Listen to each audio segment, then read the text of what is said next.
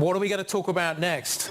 Packaging, paper, cardboard, stuff that turns up to your door on a regular basis. Smurfit Kappa announcing an $11.2 billion deal to acquire US-based WestRock, creating a packaging industry powerhouse. Ken Bowles is Smurfit's CFO. He joins us next. This is Bloomberg.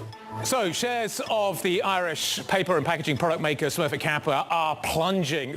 I've got it down 9.4%. This after the company this morning announced an $11.2 billion deal to acquire US-based rival WestRock. Let's talk about the deal. Let's talk about the reaction we're getting from the market. Ken Bowles, Smurfit Kappa's Chief Financial Officer. He will continue in that role at the new business, as will the bulk of the senior management team coming from Smurfit. Ken, great to see you. Thanks for taking the time to speak with us this afternoon. The market's got the stock down pretty hard today, down around 10%, 9.4% right now. The reaction I'm hearing is that the investor base is concerned that this is a distraction at a time when you need to be focusing on costs. What do you say to those investors? What do you say to those concerns? Hi, Guy, and listen, thanks very much for taking the time. I think ourselves and WestRock are at a point in time where this makes absolute sense for our two companies to come together. I think Smurfit Kappa in particular has spent the last 7 years on a journey through multiple capital plans in kind of right-sizing the cost base, right-sizing the asset base, and indeed improving the customer kind of proposition. And we're watching WestRock begin that journey also. They're maybe slightly behind in their transformation than we are, but given where we both are in this particular cycle and where we both sit in terms of balance sheet strength and opportunity, it's the right time to kind of join these two great companies together and further improve that asset and cost base, to your point, improve the efficiency, improve the footprint, and fundamentally bring two great management teams together and improve that customer proposition. Hey, Ken, it's Alix in New York.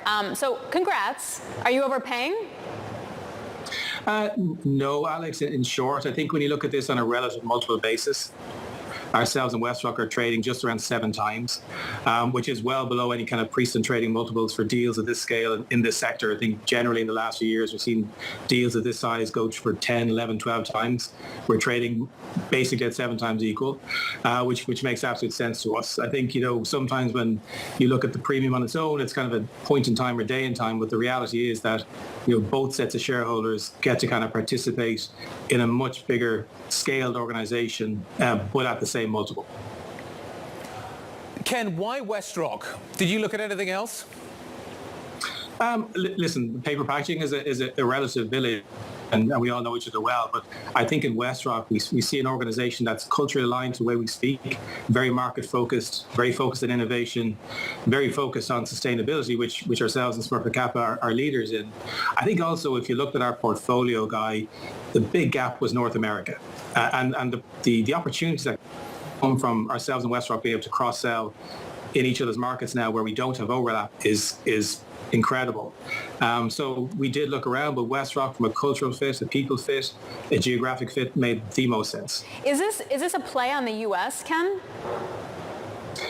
Listen, you can't ignore the US, Alex. You know that it's a big packaging market, and WestRock has a big position there. And, we've been in the US since 2013, but in a very small scale. So we have good market intelligence. We know how the market works. This is absolutely an opportunity to scale up in the US. It's a market we've been trying to get back into for many, many years, since being there in the 90s when I was still in Smurfit at the time. So it's a great opportunity to come back, and a great opportunity to come back with a great partner. So how do you see, we just go macro for a second then, Ken, how do you see the global economy then sort of evolving? Like, is it about, maybe stagnation in Europe and more growth in the US? I think generally we see the US come out of these kind of cycles quicker than the Europeans do. And I suppose when you put this business together between the European, North American and Latin American footprint, it gives you kind of a portfolio of kind of businesses that kind of work through the cycle in a very balanced way. So as one's coming out and one's nearing the end, you get less volatility through the cycle, better handle on free cash flow, but fundamentally, I think as a company of this scale, able to weather any kind of storm that might come along. Do you see other consolidation within the space now? Like, is this going to kick off more? Who knows? I suppose it's going to be hard for people to ignore the fact that this particular combination us significantly ahead of our nearest peers. So who knows? It's a sector that's enjoyed a lot of consolidation over the last number of years. This is clearly the biggest deal in it, but let's wait and see. Ken, are we going to be seeing more cardboard on doorsteps? I'm kind of wondering where you see the future of this industry going. Every time I think about paper and packaging and e-commerce, I'm trying to figure out how I get less on my doorstep. I throw tons of this stuff away every week. What happens next in this industry? Where does the innovation come from in this industry? As you think about where this business that you're creating today is going to be in a few years' time, is it just a scale business or is it an innovation business? I think it's an innovation business at the heart of it. I think we've been innovating since 1934 in Smurfit Kappa. So I think what you're seeing, though, is an ever-increasing push from the consumer to less destructive materials in the environment and more sustainable materials at heart. You know, I know you get a lot of cardboard, Guy, but I think you'll find over time it's probably less air in the box, less waste in the box, less other stress and corrugated, and fundamentally lighter. You know, so it's over time we have a policy to reduce waste fundamentally, and that's the innovation in cardboard. I suppose what we've seen in the last number of years is the ability of cardboard to replace less renewable substrates, and that's going to continue. And Ken, where do you see what is happening in e-commerce right now? You've got a ringside seat. You're part of the process.